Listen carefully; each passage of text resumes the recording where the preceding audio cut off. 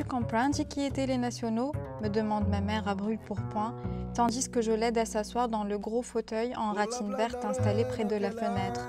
Il me semble que je commence à le savoir. Il me semble que je commence à savoir ce que le mot national porte en lui de malheur. Il me semble que je commence à savoir que chaque fois qu'il fut brandi par le passé, et quelle que fût la cause défendue, Rassemblement national, Ligue de la nation française, Révolution nationale, Rassemblement national populaire, Parti national fasciste, il escorta inéluctablement un enchaînement de violences en France comme ailleurs. L'histoire sur ce point abonde en leçons déplorables. Ce que je sais, c'est que Schopenhauer déclara en son temps que la vérole et le nationalisme étaient les deux maux de son siècle et que s'il en avait depuis longtemps guéri du premier, le deuxième restait incurable. Extrait de Pas pleurer, Lydie Salvert.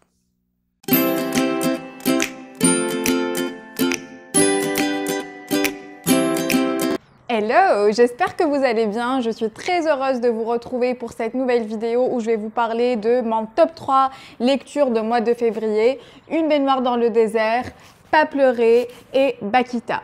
Je vous préviens, je vais un peu tricher. Je ne vais pas vous parler de Une baignoire dans le désert pour cet épisode. Vous comprendrez pourquoi avec la prochaine vidéo. Mais promis, je reviendrai dessus parce que c'est une lecture très agréable. Elle fait partie de mon top 3 du mois de février. Mais voilà, j'ai choisi de vous en parler ultérieurement. Donc on va commencer aujourd'hui avec Pas pleurer. Et c'est justement un extrait de ce livre que je vous ai lu en intro.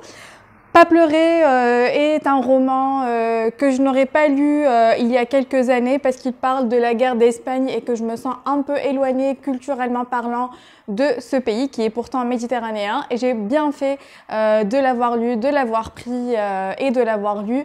Ça m'a familiarisée avec cette révolution sociale et la guerre civile qui en a découlé, et ça fait franchement écho à ce qu'on vit aujourd'hui, donc je suis très très contente d'avoir fait ce choix.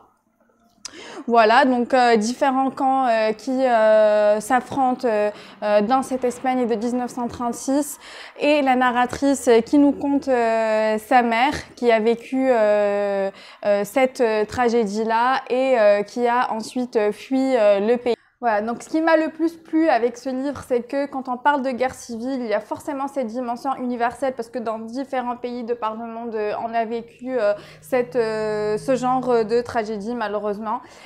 Et justement, on voit toute l'absurdité de la chose quand on voit différents patriotes, donc différents compatriotes, on va dire, s'affronter, tous pensant porter la vérité avec un LA en majuscule.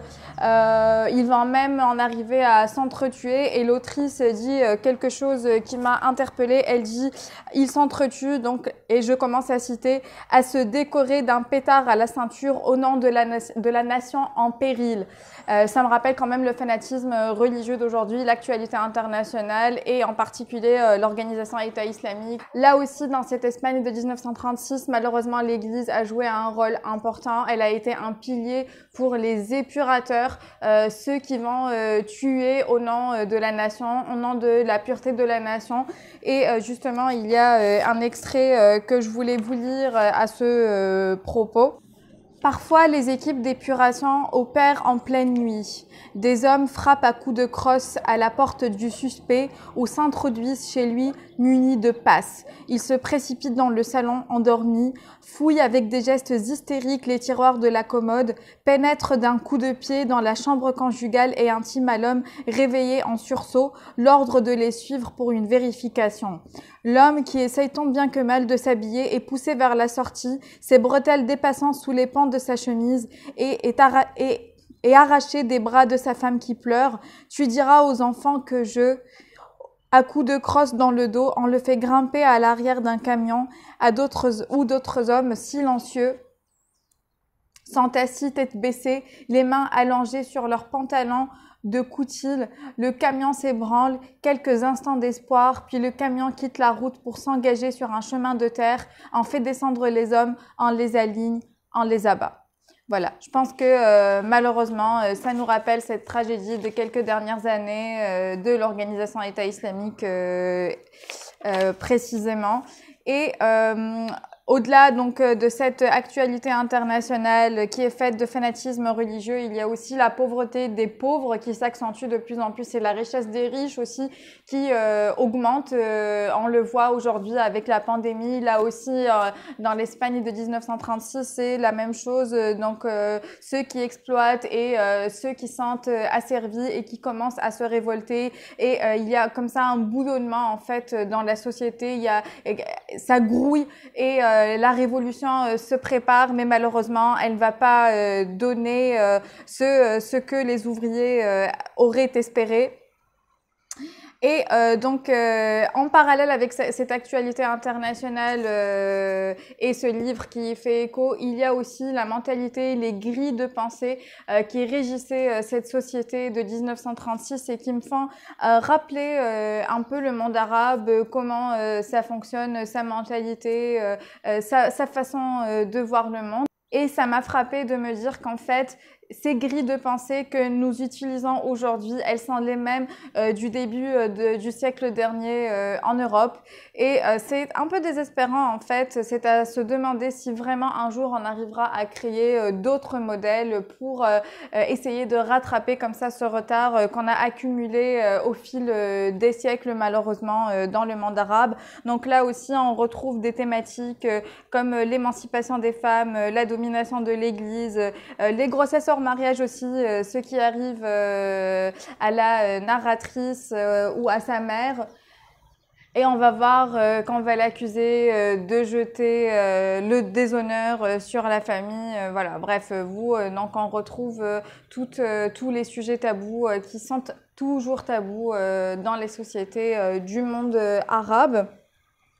Pour finir, je dirais que ce qui m'a plu également, c'est la prose très singulière de l'autrice avec de très très belles phrases, de très beaux passages, avec une ponctuation qui est un élément du texte à part entière, avec des retours à la ligne qui sont inattendus et qui ajoutent comme ça quelque chose au texte, avec des phrases qui ne sont pas terminées, avec des points qui arrivent avant l'heure, on va dire, avec voilà, tout ça en fait ça nous frappe et ça ajoute à la beauté du texte. Voilà, pour pas faire très long, parce que je vais aussi vous parler du livre suivant, je vous recommande vivement de lire Pas pleurer de Lydie Salver. J'ai beaucoup aimé cette lecture qui a été légère et j'ai beaucoup appris sur la guerre civile de l'Espagne 1936 avec laquelle je n'étais pas du tout familière, et j'ai retrouvé comme ça des thématiques universelles qui traversent toutes les sociétés et continuent de les traverser. La marche a duré 2 jours et 2 nuits. Elle ne savait pas où était le grand fleuve, où étaient les villages, ce qu'il y avait derrière la colline, derrière les arbres et derrière les étoiles. Alors, elle a essayé de retenir, pour faire le chemin en sens inverse et rentrer chez elle. Elle avait peur et elle retenait. Elle était perdue et elle récitait. Le petit ruisseau, l'enclos avec 4 chèvres, la dune, les buissons, le puits, 2 bananiers, des ronces, un chien jaune, un âne, 2 ânes, un palmier nain, un vieil homme assis, des acacias, la dune, un champ de mil, un chemin de cailloux noirs, un éléphant derrière un baobab, des herbes vertes, des pierres rouges. Elle recommence. 2 ânes, un vieil homme assis, des acacias, la dune. Elle trébuche, elle tombe. Le petit ruisseau, l'enclos, elle se relève. Un puits, un chameau, la lune. Elle hésite. Les étoiles, le chien, le scorpion et les 3 étoiles sœurs. 2 ânes, non. 2 palmiers nains, le champ de mil. Elle entend le cri grinçant des hyènes. La chaleur s'est changée en glace dans la nuit qui vient. Le vent est froid et rapide. Le paysage s'efface. Elle est au milieu de l'invisible. Extrait de Bakita de Véronique Olmy. Ok, donc là c'était un extrait de Bakita. J'enchaîne avec ce livre. Je vais essayer de faire un peu plus vite. C'est l'histoire d'une vie qui a été traversée, meurtrie par l'esclavage. Bakita est une femme qui a réellement existé et dont l'autrice a pris connaissance en visitant une église en Italie en fait. Et elle s'est bien sûr documentée. Elle a essayé comme ça d'inventer, de réécrire la biographie très singulière de cette femme qui a été captive, puis domestique, puis religieuse et enfin sainte. Donc c'est un un récit assez sombre qui nous met nez à nez avec tout le mal dont peut être capable l'être humain, dont peut se montrer capable l'être humain, qui peut aller jusqu'à priver un autre être humain de son humanité, qui peut lui faire endurer toutes les calamités, à commencer par le fait de le priver de sa liberté. Et en fait, on va voir avec Bakita que ça va lui enlever jusqu'à sa langue maternelle qu'elle va finir par oublier, jusqu'à pratiquement tous ses souvenirs à part celui de sa mère et même jusqu'à son prénom.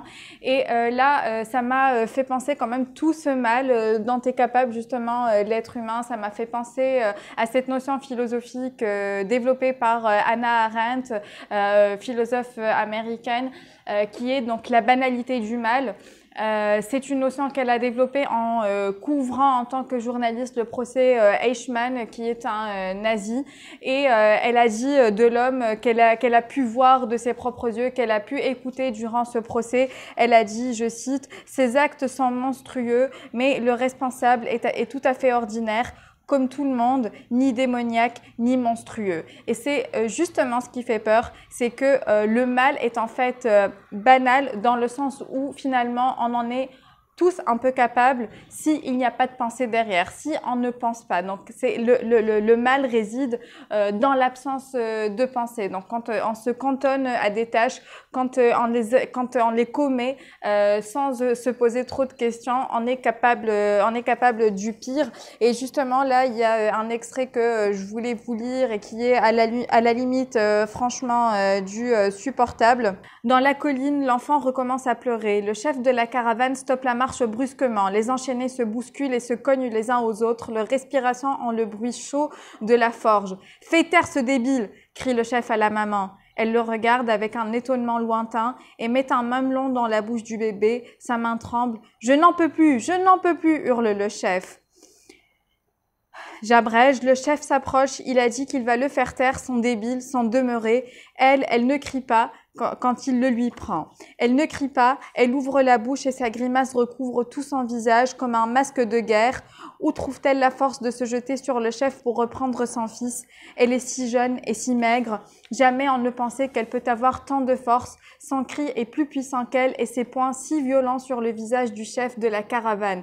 Mais puissante, bien sûr, elle ne l'est pas et elle ne parvient pas à reprendre son enfant. Elle essaye de l'attraper, elle sautille et elle s'élance. Le chef recule en riant. Il tient le bébé par un pied et le fait tourner en l'air comme une corde pour attraper un animal. Le bébé vomit et puis l'homme l'abat contre une pierre. Le bébé convulse, ses yeux saignent et il tremble comme le poisson que l'on sort de la rivière. Une esclave tombe à genoux et elle prie en sanglotant. D'autres crient en regardant le ciel. Voilà, c'est franchement à la limite du supportable. Mais c'est un récit qu'il fallait écrire pour prendre conscience de tout le mal dont est capable l'homme, malheureusement, quand il se cantonne encore une fois à des tâches et qu'il ne réfléchit pas. Donc très important, la pensée, la réflexion, la philosophie et la lecture, bien sûr. On en parle ici dans toutes les vidéos ou presque.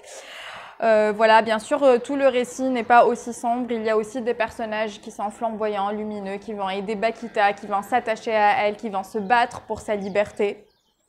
Il y en a plusieurs. Voilà, le seul bémol que j'émettrais, c'est quelques longueurs vers la fin du texte. On a le sentiment... J'ai en tout cas eu le sentiment comme ça que l'autrice voulait couvrir absolument les guerres, la Première et la Seconde Guerre mondiale et que Bakita était en quelque sorte, son histoire était ici au service de l'histoire avec un grand H. Je n'ai pas trouvé qu'il se passait grand chose pour ce personnage principal, si ce n'est d'assister comme ça presque en spectatrice aux deux premières guerres mondiales. Voilà, je pense que c'était tout pour aujourd'hui. Donc, je vous redis encore une fois, il y a eu Bakita, Pas pleurer et Une baignoire dans le désert dont je vais parler ultérieurement. Ce sont toutes les trois des lectures que je vous recommande très très chaleureusement. Voilà, je vous retrouve pour une nouvelle vidéo la semaine prochaine. D'ici là, lisez bien. Salut!